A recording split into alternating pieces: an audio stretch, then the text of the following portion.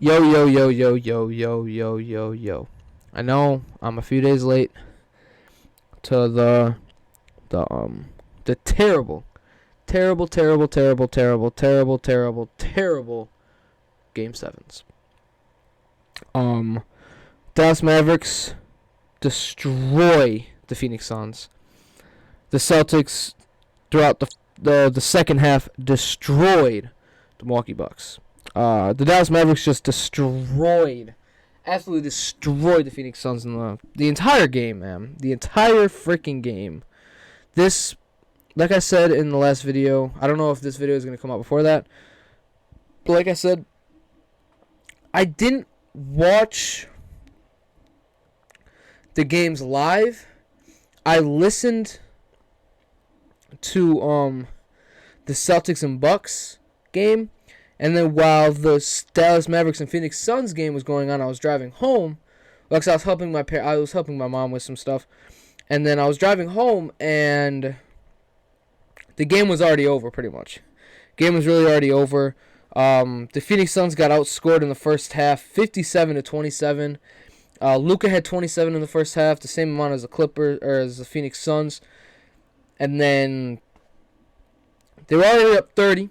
Then they went up 42 to start the fourth and lost by 33. It was It was absolutely terrible. Luka Doncic had 35, 10, 4, and 2 steals. He's 12 of 19, 6 of 11 from the 3. Jalen Brunson, 24 points, 11 of 19, 2 of 4. The person I want to talk about, Spencer Dinwiddie. Spencer Dinwiddie had an amazing game. 30 points, 11 of 15, 5 of 7. This was his breakout game. I wouldn't be surprised if they took game one from the Warriors just because Spencer Dinwiddie was on. Jalen Brunson was doing his thing. Luka Doncic. But that's going to be a separate video. I'm going to talk about those games. I'm going to talk about my predictions for the conference finals. Phoenix Suns. Cam Johnson had 12 points. That was the most points that the team had. Most points they had. Next was Devin Booker. 3 of 14. 0 of 4 from 3. Terrible. Absolutely freaking terrible. Mikal Bridges, 6 points, 3 of 11. Awful. Chris Paul, 10 points, 4 assists, 4 of 8 shooting. Terrible.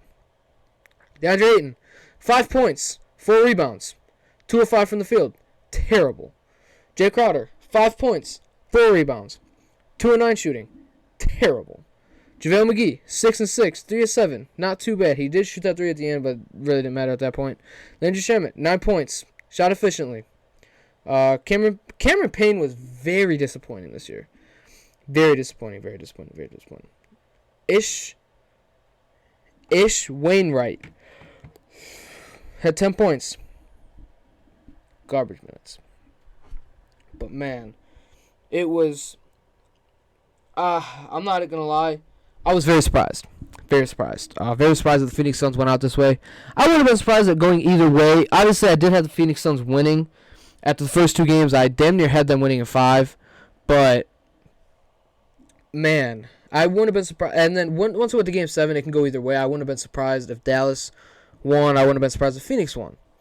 But for the Suns to go out the way they did after having 64 wins is just terrible. They went down by damn near 50 in a playoff game at home as a 64-win team, as probably the most complete team in the freaking league. Like, you can't name one deficiency. They have defenders, they have shooters, they have playmakers, they have shot creators, they had bigs, they had length, they had wings, they had rebounding. Like, they had a defensive player of the year candidate, someone that could have been in the MVP candidate if the top 3 weren't way up there. They had DeAndre Ayton, who's dominant. They had 6 men of the year. They had coach of the year. They had a 6 men of the year candidate. They had a coach of the year. All they didn't have was most improved, and they didn't have a rookie of the year. It's really all they didn't have. The MVP candidacy, Devin Booker was probably top 5. Chris Paul, if he didn't get hurt, he probably would have been up there ish. But they had 2 possible MVP candidates. They had 6 men of the year candidate. They had coach of the year. They had defensive player of the year finalist. All they didn't have was rookie of the year, which is typical because they're a championship level team and they didn't have any rookies. And then most improved, which none of their players really can improve besides probably even DeAndre Ayton, but he was the number 1 pick, so that doesn't even matter. It was just very disappointing. I'm happy for Luka. And I saw this on Twitter yesterday. Were the Clippers keeping or saving the NBA from what Luka can do? Let's think about this. First time Luka made the playoffs. The bubble. He was in the bubble. Second time he made the playoffs. Against the Clippers. Both times against the Clippers. Clippers won in 6. Clippers won in 7. Paul George, Kawhi Leonard, Reggie Jackson, Zubac, Marcus Morris, Terrence Mann, and everything. The 1 year the Clippers are out of the playoffs. Don't play because Kawhi Leonard was injured. Paul George was injured a lot. The Dallas Mavericks are in the conference finals. The 1 year the Clippers are not in the playoffs. The Mavericks / Luka Doncic are in the conference finals. Think about that. If they go up against a 5th or if it's a 4-5 again, Clippers and Mavericks, I got Clippers winning that game. I have Clippers winning that series. They got Kawhi Leonard, Defensive Player of the Year. Paul George, possible Defensive Player of the Year. Batum, Marcus Morris. So, Terrence Mann, who's a decent defender, is not the best. But man, oh man, oh man.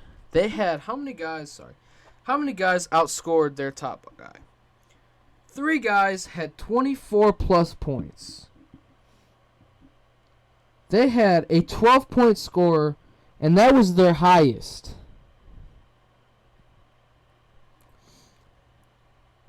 $35, $59.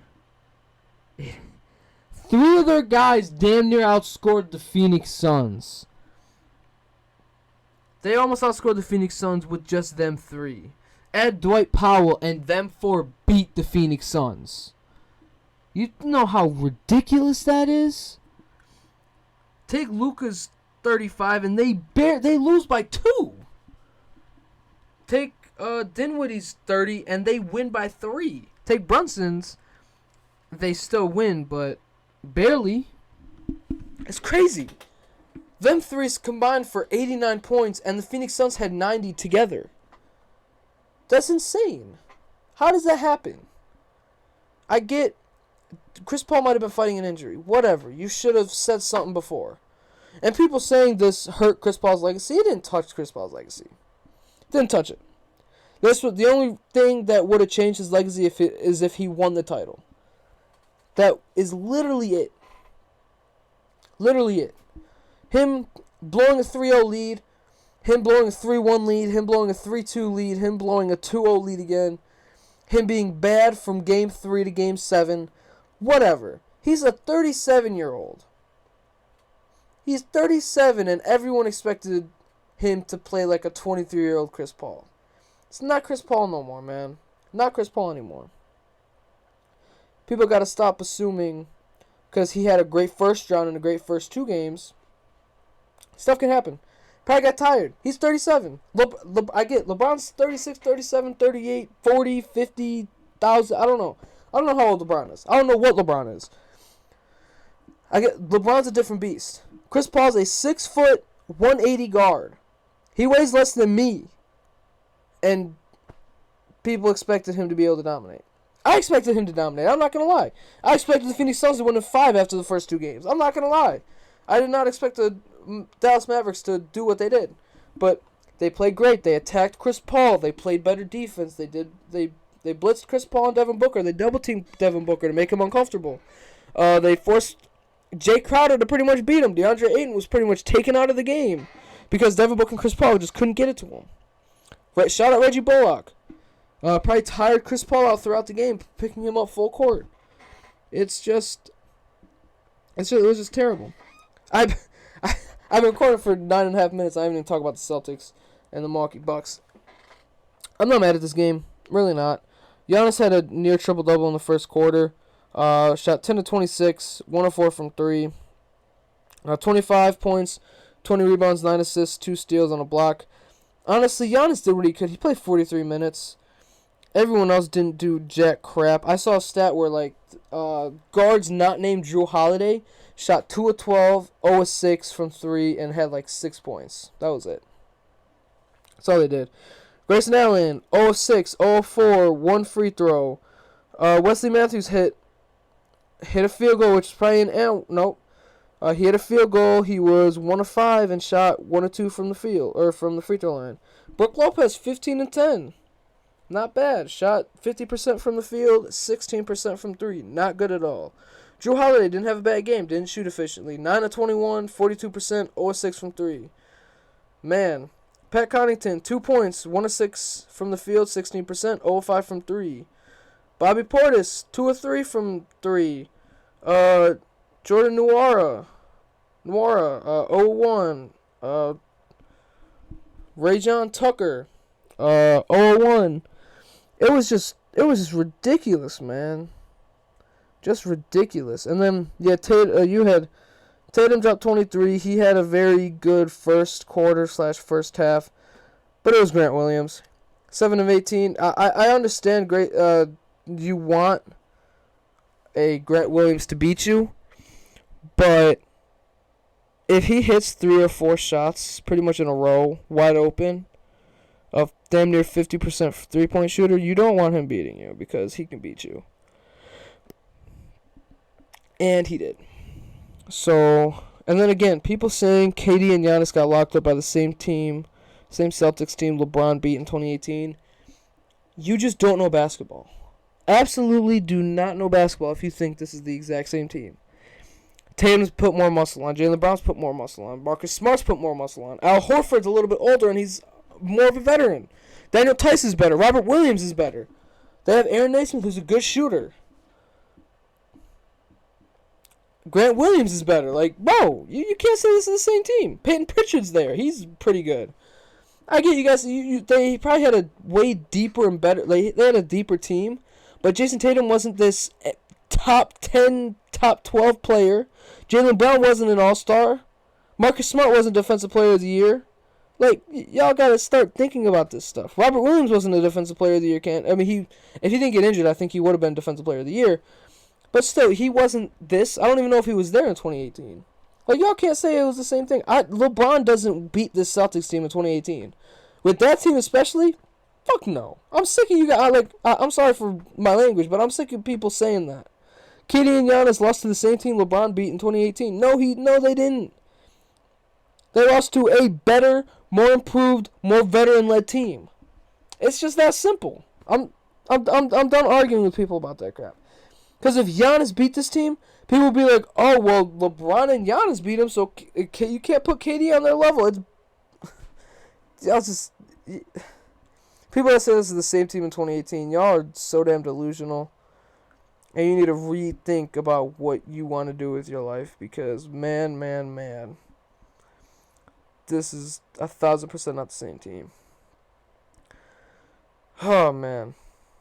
Hey, Patrick Beverly. Keep doing what you're doing on TV, man. Can it come as Can I see how it comes as disrespectful? Fuck yeah, but it's funny, it's entertaining, it's fun to listen to. But calm down with the disrespect on CP3. I know you guys have beef or whatever. Sorry, that might have been bothering you guys. I know you guys probably have beef because you guys don't like each other, but just chill with the disrespect, man. Chill with the disrespect. Man. Hopefully, I can find some decent quizzes. I'll probably look at some quizzes right now. It's currently 12:43. I think instead of doing Podal from now on, I'm gonna do Larry Birdo just so I can, like, time myself. Like, I get a minute to try to guess this player. I choose 3 players and I gotta try to guess the player from those 3 players or something like that. I want to make some little challenges for Larry Birdo, because if I do Podal, I can only do it daily. Like, I get 5 to 10 minutes to try to get as many players right as I can or something like that. I don't know. If I get one, I don't even know. I gotta try to guess 10 NBA players, and if I get one wrong, it's like a forfeit or something. I don't know. I don't know. I don't know how I'm gonna do it. But Larry Bird, quizzes, 2K, and then me talking about obviously basketball and everything like that. So yeah, if you guys are ready, stay tuned. Please like, comment, subscribe. Peace.